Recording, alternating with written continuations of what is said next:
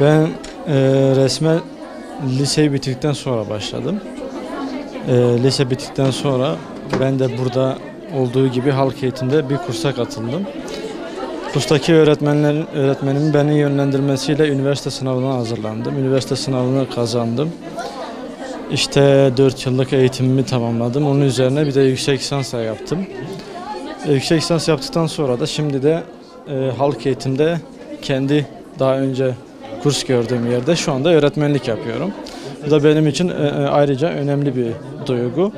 Burada öğrenci yetiştiriyoruz. Her kademeden öğrencilerimiz var. Daha ağırlıklı üniversite öğrencileri olmak üzere işte halktan mesela esnaf var. Sanayide çalışan bir öğrencimiz var. Daha önce yıllarını kaporta yaparak kazancını sağlayan bir öğrencimiz kendini resimde buldu. Bu şekilde kendini resim sanatıyla en azından hani o sanayi köşesinden kurtulup bir anlamda hani huzuru burada bulmaya çalıştı. Bu anlamda kendini geliştirip güzel şeyler yapmaya devam ediyor. Bu şekilde bizde Bitlis'te kurslarımız var. Halk eğitimi üzerinden kurslarımız devam ediyor. Her insanın yapabileceği bir şey değil. Her insanın yapabileceği şey hani yetenek anlamında değil. Fakat hani geliştirilebilir bir şey. Belli bir düzeye kadar geliştirilebilir. Fakat ötesine yani geçmek biraz da zordur. Hani yetenek olmadığı zaman. Hani daha çok yetenek üzerinden biz odaklama yapıyoruz. Hani hazırlanmak isteyen olursa sınavlara hazırlıyoruz. Fakat hobi amaçlı da gelmek isteyen oldu mu tabii gelip bir şeyler yapabiliyorlar. Fakat belli bir düzeyde kalıyor bu. Yani en azından kahve köşelerinden kurtulmak isteyen olursa oraya geliyor. Kursumuza katılıp kendini en azından bu şekilde geliştiriyor. Diğer türlü hani madde bağımlılığı son dönemlerde ilimizde biraz daha artış göstermiş durumda. Bu anlamda da en azından gençlerimiz hani kendisi için bir alternatif olarak görüyor resim kurslarını.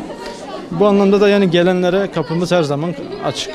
Genel itibariyle Bitlis tarihi üzerinden resimler yapmaya devam ediyoruz. Fakat onun dışında hobi amaçlı gelen öğrencilerimize hani yetenek söz konusu olduğu için hani zorlanıyorlar tarihi eser yapımında.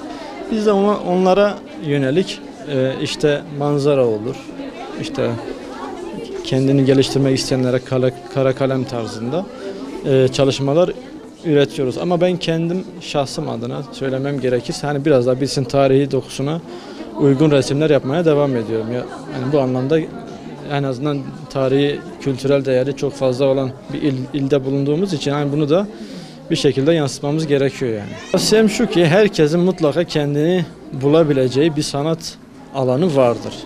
Önemli olan hani bu tür kurslara girerek hani deneme yanılma yoluyla hani acaba resim mi daha iyi yapabilir ondan sonra ya da gitar mı daha iyi çalabilir veya filografide mi daha iyi?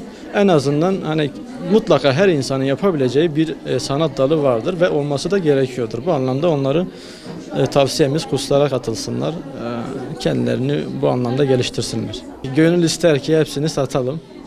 Yani en azından Sonuç itibariyle bizim de bir sanattan ziyade hani belli bir yerden sonra biraz da hani kendimizi idame ettirebilmemiz açısından paraya da ihtiyacımız var elbette. Tabii biz satmak istiyoruz fakat hani Bitlis'te bu anlamda çok da rağbet yok bu işte. Olsun, çok önemli değil. Biz hani öğretmenlik yapıyoruz aynı zamanda. O açığımızı o şekilde kapatmaya çalışıyoruz. İstediğimiz şu, insanlarımız gelsin, kendini sanata bulaştırsın. Sanatla en azından bazı sıkıntıları, stresini atabilir, huzur bulabilir. Bu anlamda davet ediyoruz herkes.